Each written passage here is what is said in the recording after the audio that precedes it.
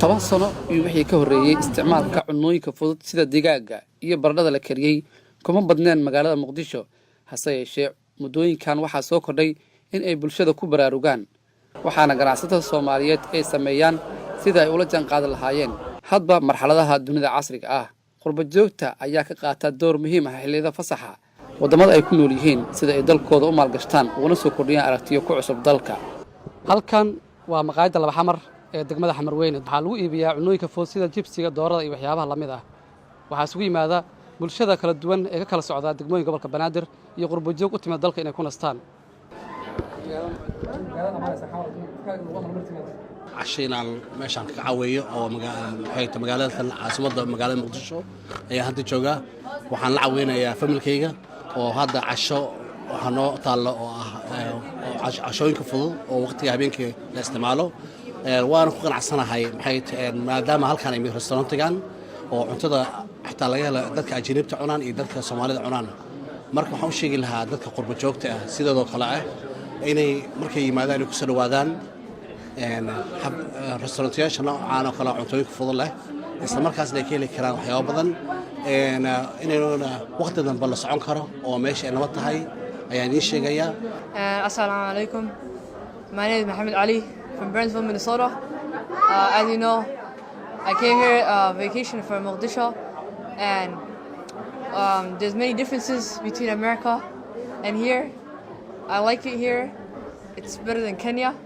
Abdullah Jilani Mohammed waa milkiilaha maqaayadda wuxuu rumaysan yahay in bilowga shaqada cunnooyinka fudud lagala kulmo caqabado badan oo loo aaneynayo kalsoonida bulshada oo aad u yareed markii hore. Wallahi waa jira caqabado waa jiray ku markaan bilaabeynay dadka qaarkood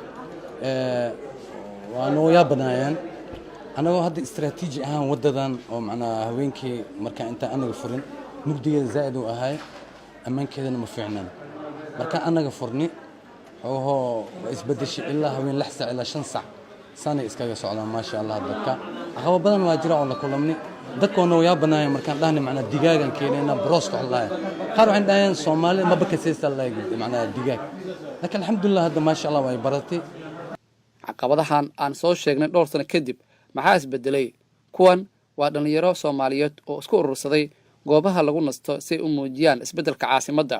waxa ayna ammaan u hayaan ganacsatada qurba joogta iyo kuwa dalka oo soo kordhiya aragti ku cusub dalka halkan waxaan u imaaday inaan ka casheeyo ma sha Allah macna cunto fresh ah wax walba macna wixii Yurubta laga helayay waxyaalo la mid ah halkan yaalaan ma sha Allah cashahan iyo amni ahaan hadii la dhaho waa ma sha Allah Muqdisho anoo muddo badan igu dambeysay run ahaantii macna ma nisa dheheenin cuntooyinkan oo kale oo Yurub laga helayo ayaa Muqdisho laga helayaa ma sha Allah halka waxaa u imaaday xaafadaha magaalada Muqdisho ka imaaday casho fudud oo soo doontay maadaama magaalada ay iska wanaagsan tahay ammaankeeda ay aad u wanaagsan tahay cashaanka u soo doontay dadkana meelahan kale way ku cusub yihiin oo hadda waayahan dambe la furay cashooyinka fudud iyo majiri jirin awal dadka waxay isticmaali jireen digir iyo waxyaabahaas iyo la aadi jiray ka ma sha Allah digaag iyo isbedel fiican aad muuqda geelle waxa uu kale sheegay hal abuurkan inuu ahaa ujeedooyinkiisii koowaad balse uu ku fikirayo soo kordhin adeegyo iyo hal abuuryo cusub oo dalka uu u baahan yahay kalsooni badan oo qaba hadda waa jira aad u tir badan yahay kale kan plan A soo ahay ilaa plan B ilaa plan C waa jira insha Allah wasku dayna aan arka doontiin wala bulshada isku jira nooc walba isku jiraan family ku jira dhalinyaro ku jira ay qafoodo ku jira dadka qaar intay imaanayaan way ku cuntaynayaan qaar waxa jira macna deliveryal oo macna oo magaalada oo xaafada u geeyana jira oo contract aan galnay oo ayaga macna anaga isla shaqeynaa jira maxay yeelay dadka oo meelaha dheer degan